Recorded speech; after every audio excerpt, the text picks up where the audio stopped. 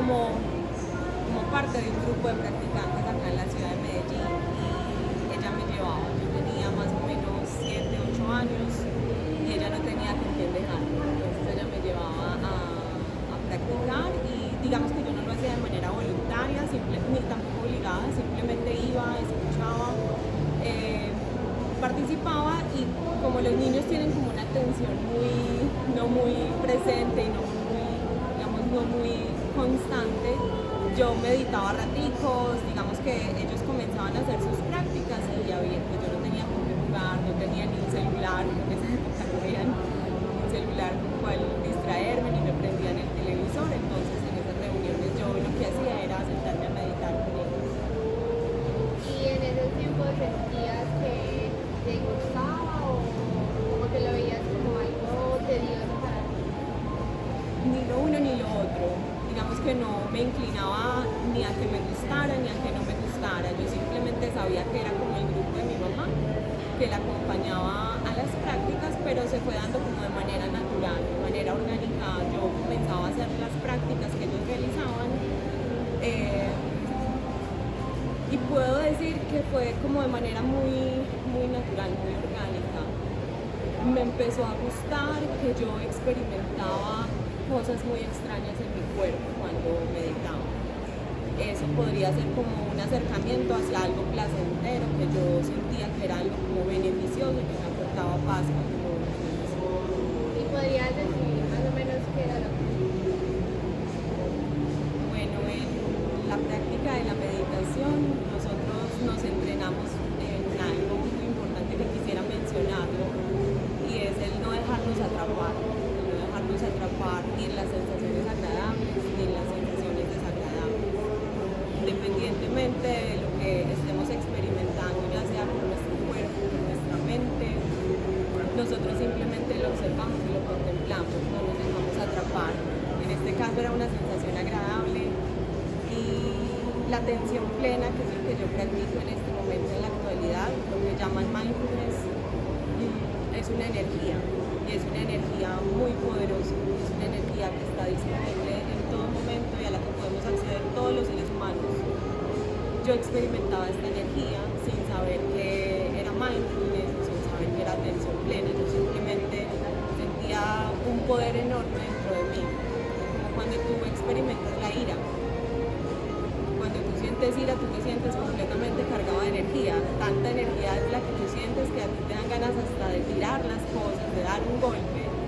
De la misma manera sucede con la energía de la atención plena o de mindfulness. Es una energía que tú experimentas muy real en tu cuerpo, pero digamos que no es una energía destructiva, de hecho es una energía de creación.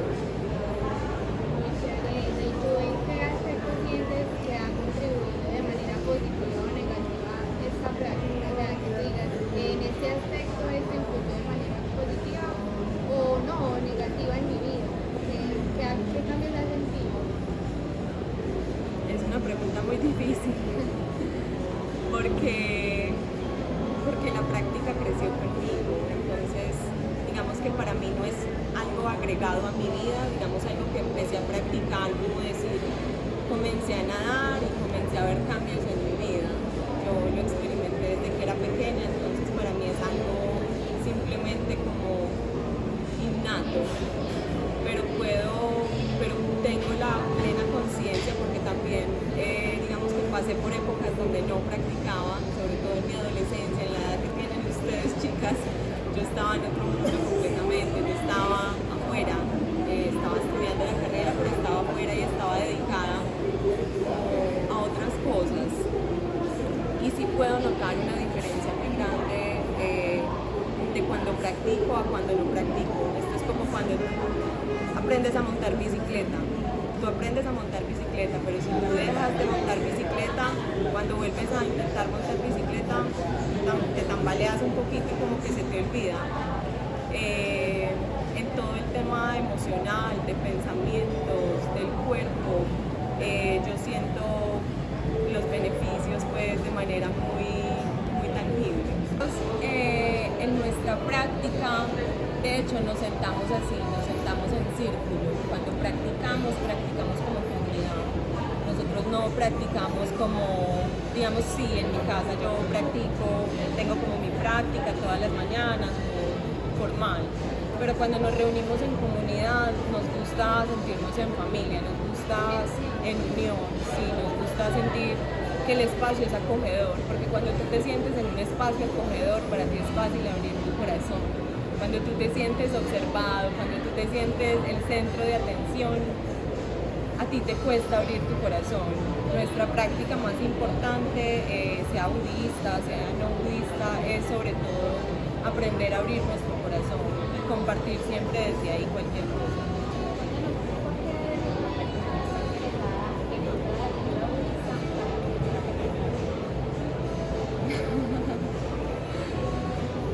Bueno, realmente yo pienso que desde que uno tiene una intención es por algo. Primero creería yo que es cuál es el espíritu y por qué quieres primero pertenecer a. La práctica budista para mí es una práctica, no es una religión, si bien hay una cultura, hay tradiciones que están enmarcadas, digamos como en diferentes regiones donde el budismo se dio hace más de 2500 años. Tú tienes que mirar dentro de tu corazón qué es lo que te quiere acercar hacia esa práctica, porque si tú te acercas hacia una tradición esperando buscar una salvación externa, creo que no es un espíritu correcto. Es por qué quieres entrar, por qué quieres pertenecer. Más allá de si practicas budismo o no budismo, mi maestro nos enseña que es más importante ser una buena persona, que es más importante practicar la armonía, que es más importante ser bondadoso y generoso que ser budista. Entonces yo creo que podría decir eso.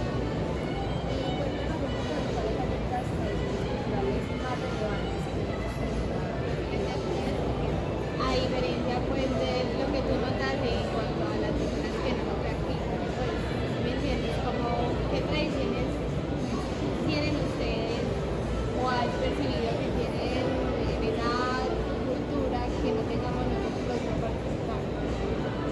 Bueno, pero ahí hay dos preguntas, creo yo. La primera, como el origen, digamos que según el Buda inició, digamos que el budismo comenzó hace más de 2500 años con el Buda Sakyamuni. El Buda Sakyamuni era un príncipe. Inicialmente él se llamaba, era Siddhartha Gautama.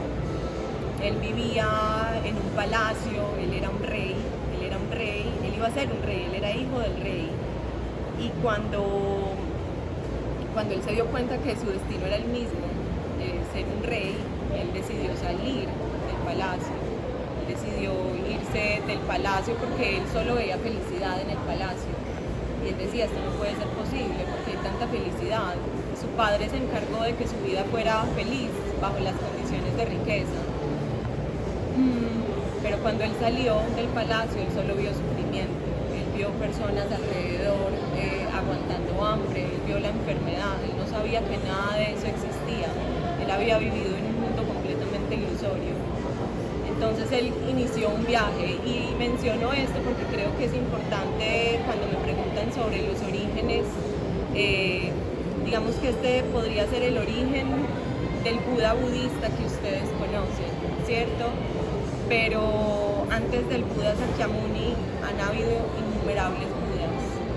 Un Buda es un ser despierto, es un ser humano como tú, como yo, como cualquiera de nosotros, que simplemente despertó, y despertar significa que se dio cuenta que no estaba separado del resto de la humanidad, se liberó también del sufrimiento.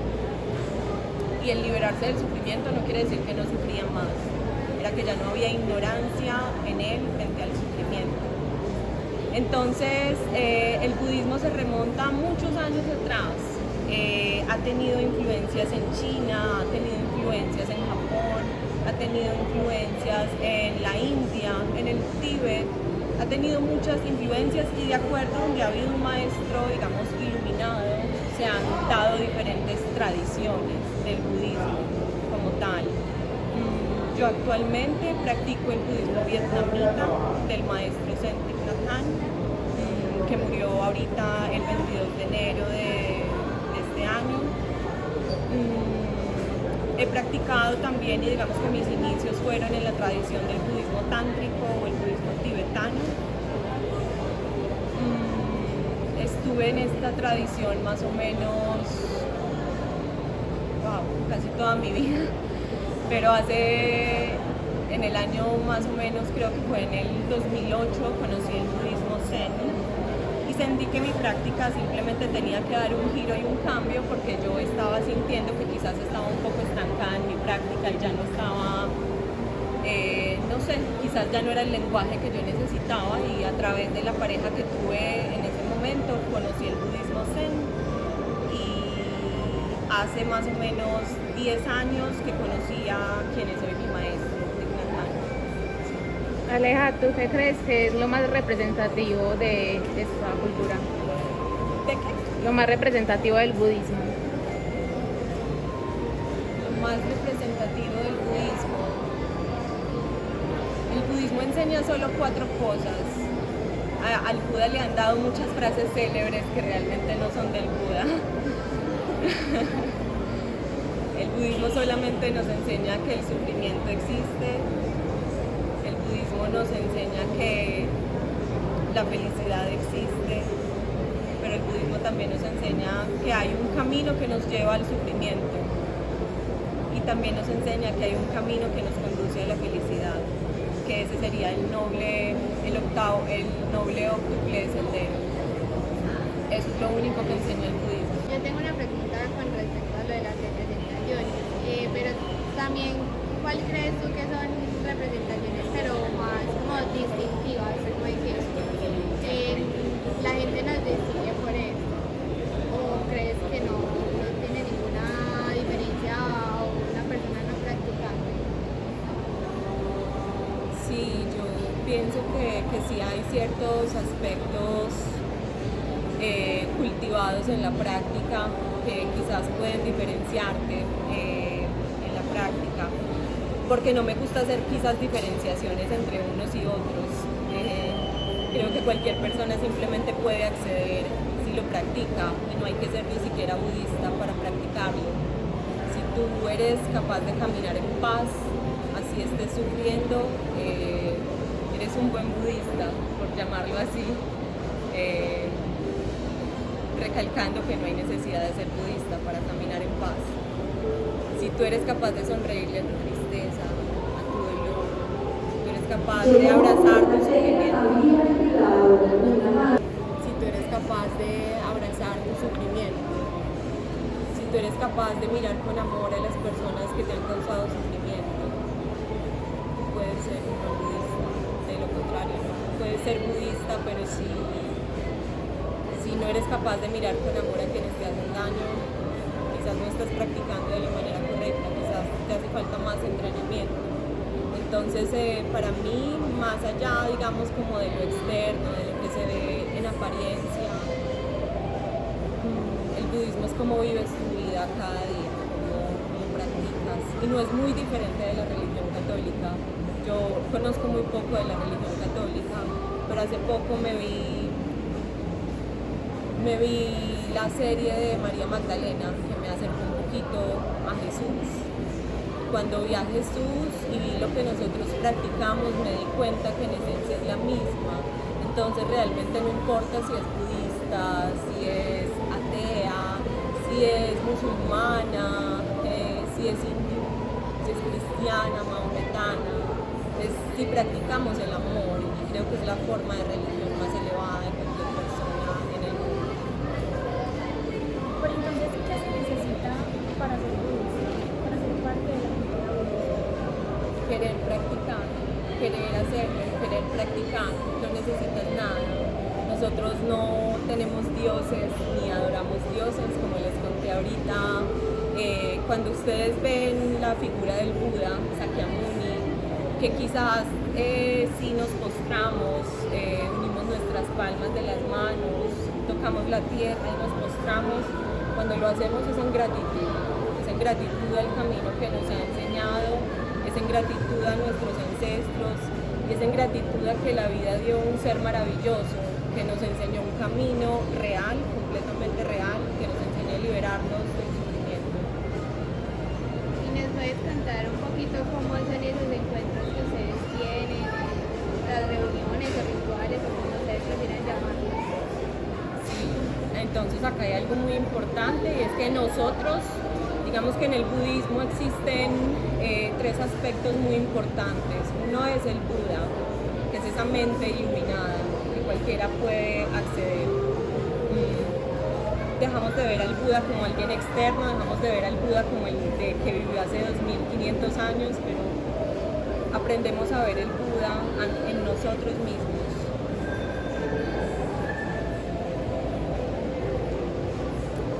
Aprendemos a ver al Buda o ese ser despierto, ese potencial en nosotros mismos y en los demás. Hay otro aspecto muy importante que quizás no han escuchado, que es el Dharma. El Dharma son las enseñanzas. Y las enseñanzas, si bien son las que el Buda nos ha dado, el Dharma lo tenemos que caminar cada uno. Cada uno a lo largo de su vida empieza como a descubrir su Dharma, sus experiencias y las enseñanzas de la vida. Todo eso te va nutriendo alrededor de tu vida. Y hay otro aspecto muy importante que es la Sangha. La Sangha es la comunidad de practicantes. La Sangha traduce eso, comunidad de practicantes.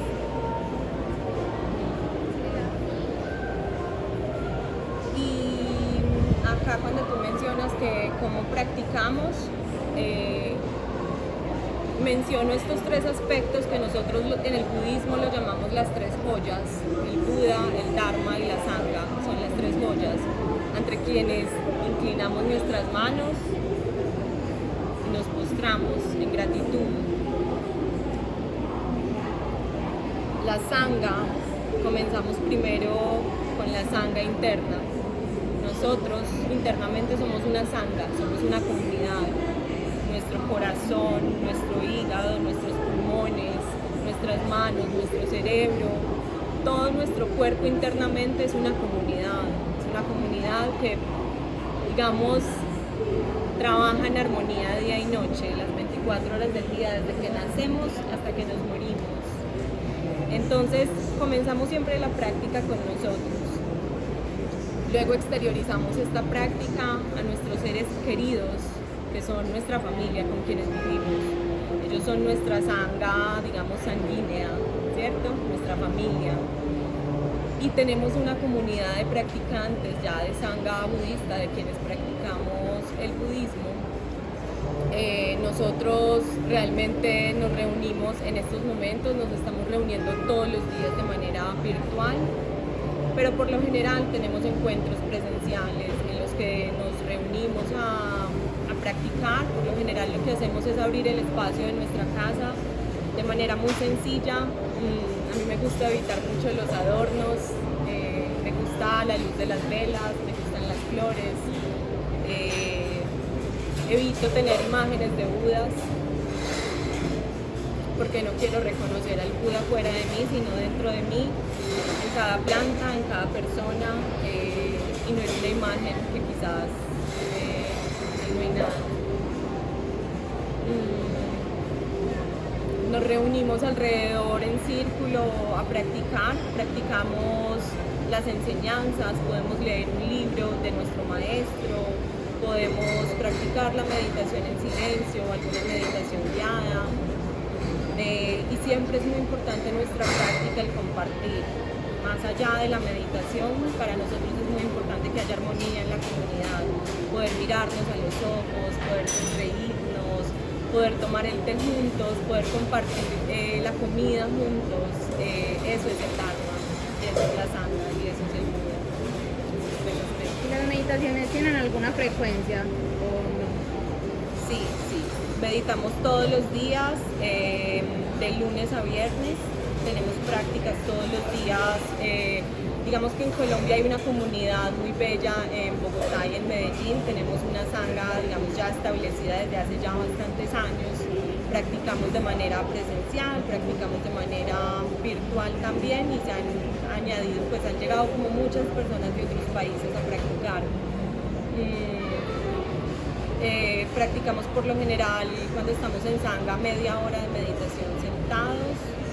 Practicamos también muchas veces la meditación caminando y practicamos la lectura de las enseñanzas y el compartir del Dharma, que es donde básicamente en el compartir cada persona entrega lo que hay en su corazón. Nosotros procuramos no dejarnos atrapar ni perdernos mucho en enseñanzas muy intelectuales. Queremos que nuestro corazón sea más abierto y más latente y que quizás nuestro intelecto no afecte mucho a veces la enseñanza profunda del corazón. Esto y ya veo que es algo como muy lleno de amor y de cosas muy bonitas y yo no siento que de pronto alguien pueda como hacerlo sentir de una manera distinta a ustedes. La pregunta de nosotros es, se la va a decir técnica, pero voy a buscar una mejor manera para... No, como la sientas, está bien. Nuestro objetivo de investigación es saber qué formas, si de pronto las hay, de segregación hacia ustedes por parte de las personas que no practicamos acá en Medellín.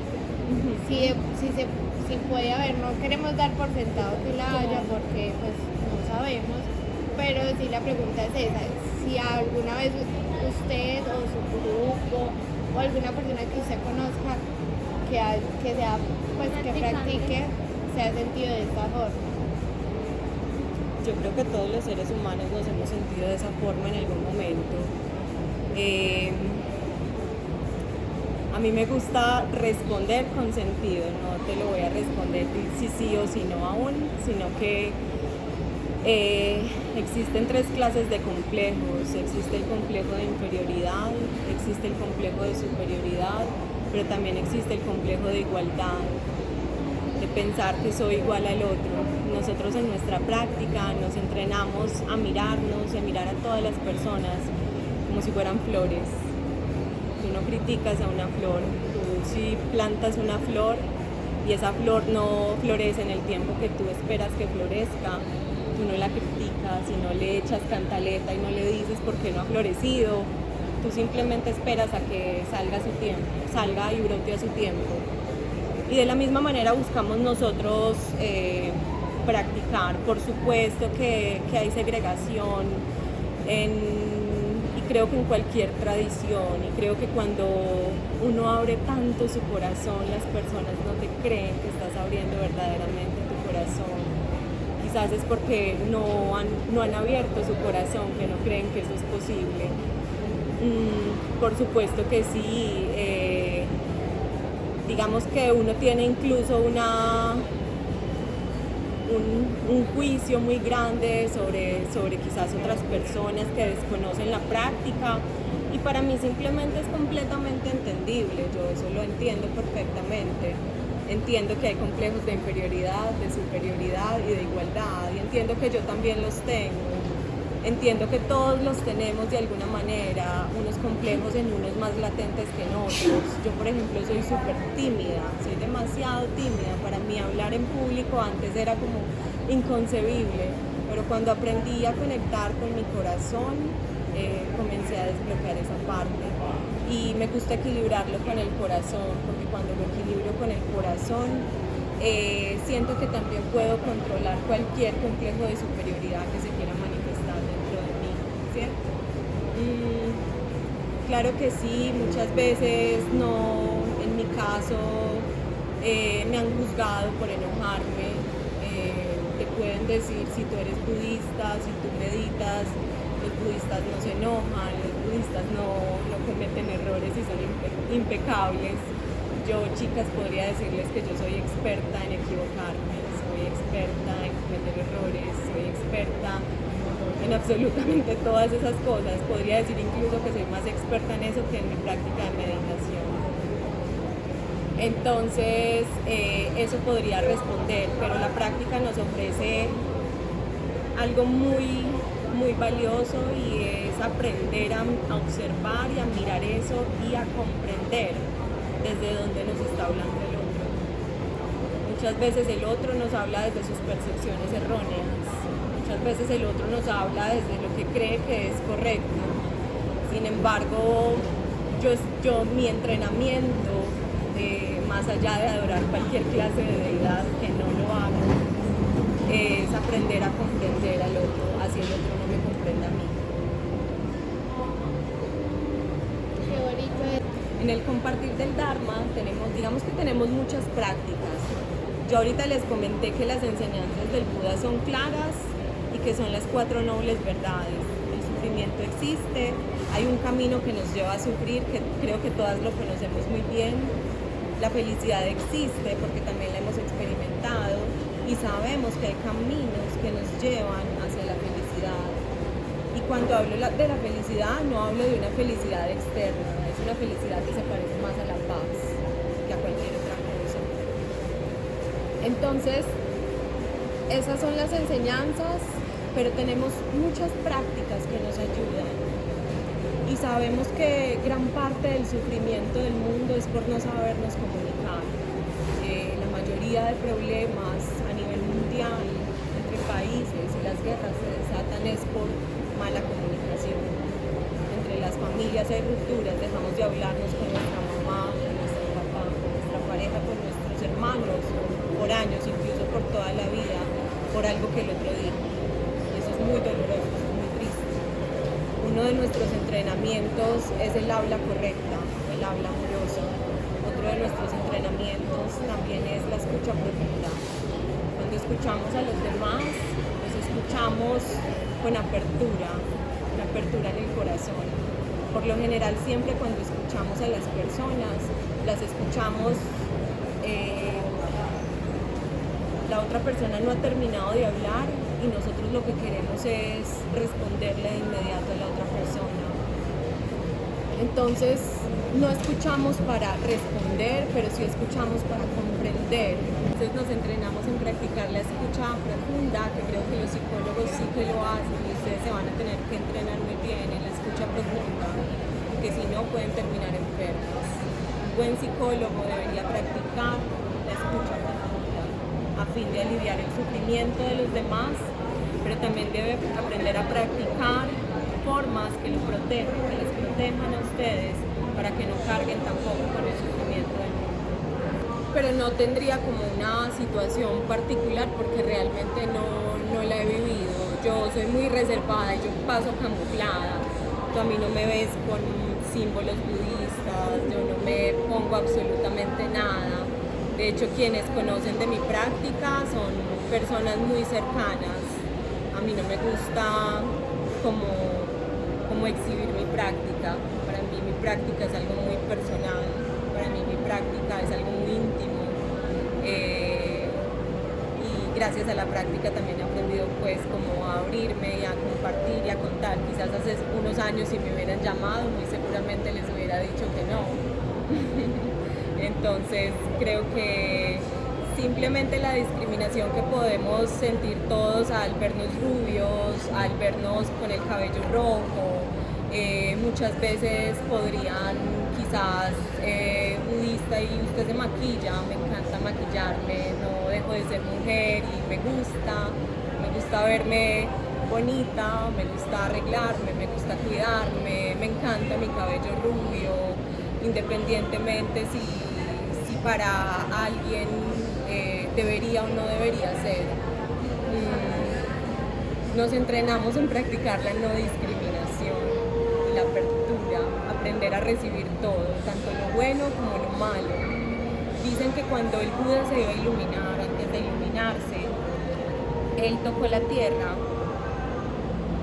y él estaba ahí a punto de iluminarse y se le apareció Mara. Dicen que Mara es un demonio, pero realmente no se le apareció un demonio físico, pero sí los demonios de su mente, a decirle, tú no te vas a poder iluminar, tú nunca lo vas a lograr, no ves que eres un tonto, no ves que no lo has logrado. Y Buda recibió muchas flechas en su corazón, decía que venía Mara y le tiraba muchas flechas para que Buda no lograra iluminarse. Pero Buda lo que hacía era que todas esas flechas las transformaba en flores. todas esas flechas dicen que cayeron y se transformaron en flores y en ese mismo momento el Buda se iluminó.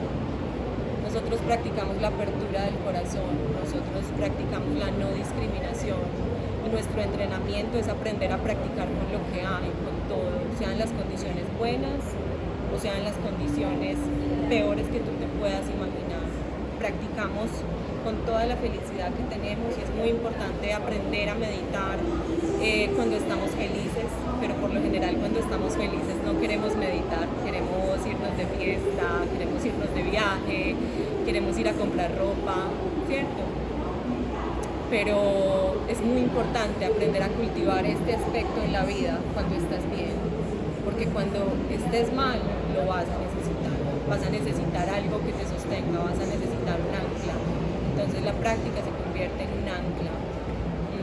Recibimos tanto flechas como flores, esa es la pregunta que tú me haces con respecto a la discriminación. He aprendido a transformar las flechas en flores. Ha habido mucha discriminación, he pasado por situaciones que cualquier persona puede pasar independientemente si practica una u otra religión. La discriminación en el fondo es la misma, sea por religión, sea porque eres gordo, flaco. Es más importante qué clase de mente está realizando la discriminación, con qué mente el otro me está discriminando. Y yo comprendo que es una mente que tiene 1000 percepciones erróneas sobre lo que yo hago.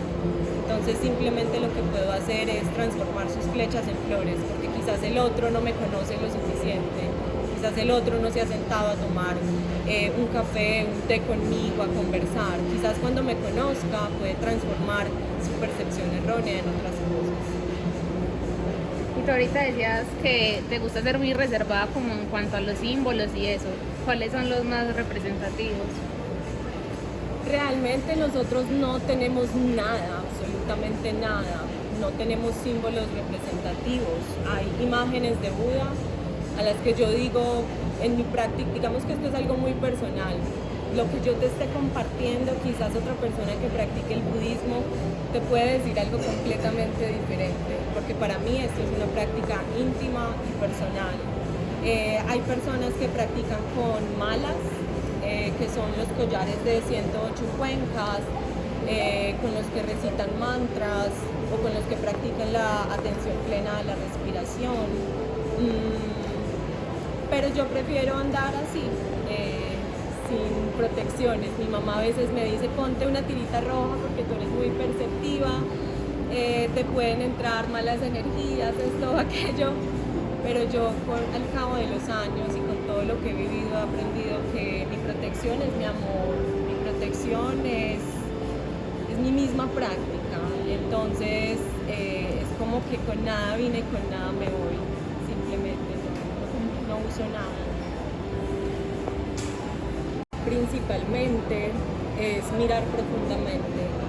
Creo que es el objetivo último de la meditación, incluso más allá de iluminarnos, porque en muchas tradiciones y en muchas culturas dicen que nosotros los budistas queremos iluminarnos y dicen que queremos iluminarnos por allá en un futuro muy lejano, ¿cierto? Un futuro que ni siquiera sabemos si vamos a estar vivos o no. Mi maestro me enseñó que la iluminación es aquí, ahora, en este momento. Si yo en este momento puedo sonreír, si yo en este momento puedo respirar en paz, yo en este momento me puedo iluminar. La iluminación es liberarte del sufrimiento, simplemente. Llevar cada uno de tus seres sintientes de la ansiedad, tus seres sintientes de la tristeza a un estado de paz. Entonces, cuando tú me preguntas sobre meditar, yo te podría decir que te sientas a mirar lo que hay dentro de ti. Si tú quieres huir de la ansiedad, si tú te quieres tomar una pastilla para que la ansiedad se elimine y se extinga, para que no haya más tristeza, quizás creo que estás en la senda equivocada, porque lo primero que tienes que hacer es aprender a relacionarte con tu ansiedad, a mirarla. Entonces, si tú quieres meditar, primero lo que vas a tener que hacer es aprender a mirar de cara a cara a tu ansiedad, a tu tristeza. Yo también siento ansiedad muchas veces, mucha tristeza, pero he aprendido a mirar a la ansiedad a los ojos y aprendí a quitarle el miedo a la ansiedad. Aprendí a que la ansiedad puede ser mi mejor amiga. La ansiedad simplemente es como una niña chiquita que le está jalando el pantalón al papá, papi, papi, papi, papi, papi, préstame atención, pero tú quizás la estás tapando.